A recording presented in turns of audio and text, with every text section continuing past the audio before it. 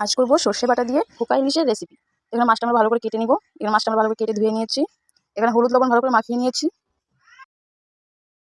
এখানে মশলা নিয়েছি আদা বাটা, জিরা বাটা আর শুকনো লঙ্কা বাটা।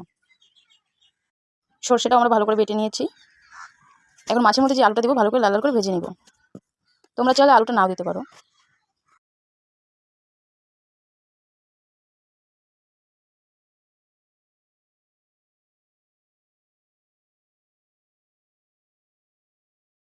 আলুটা আমাদের ভালো করে ভাজা হয়ে গেছে, নামিয়ে নিয়েছি। ফোড়নে দিয়ে দেবো কালিজিরা। কালিজিরাটা আমাদের ভালো করে ভাজা হয়ে গেছে। এখন পেস্ট করা মশলাটাকে দিয়ে ভালো করে ভেজে নিব। লো ফ্লেমে ভালো করে মশলাটাকে আমরা ভালো করে ভেজে নিব।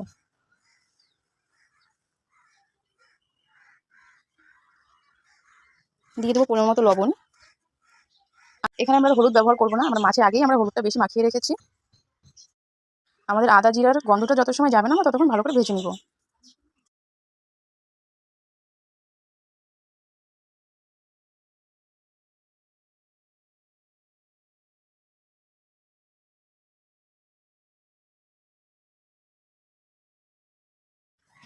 মশলাটা আমাদের ভাজা হয়ে গেছে। আমরা যে আলুগুলোকে ভালো করে ভেজে রেখেছিলাম ওগুলো এখন দিয়ে দিব। আলুগুলোকে একটু নেড়ে চেড়ে দিয়ে দেবো জল।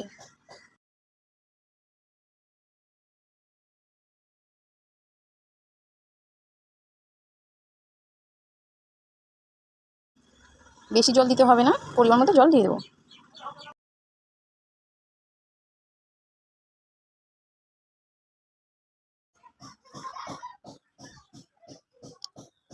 ঝোলটা আমাদের ভালো করে ফুটে গেলে আমরা যে মাছগুলো রেখেছি সেই মাছগুলো এক এক করে দিয়ে দেবো।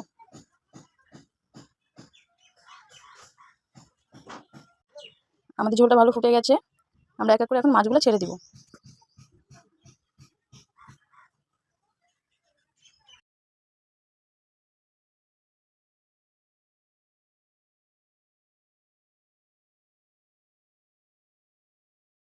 মাছটা ভাপানোর জন্য এখন আমরা একটু ঢাকা দিয়ে দেবো। ঢাকাটা উঠিয়ে নিয়েছি। আমাদের মাছটা ভালো সিদ্ধ হয়ে গেছে, আলুটাও ভালো করে গলে গেছে। এখন দিয়ে দেবো সর্ষে বাটা। সর্ষে বাটাটা দিয়েও ভালো করে আরেকটু জাল দিয়ে নেব।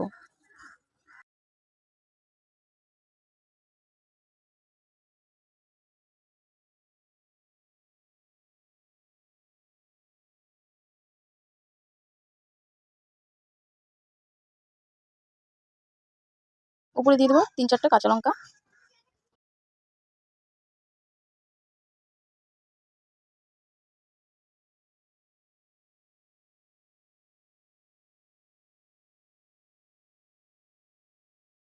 তোমরাও চাইলে বাড়িতে এই রেসিপিটা ট্রাই করে দেখতে পারো। দেখো আমাদের আলুটা ভালো গলে গেছে।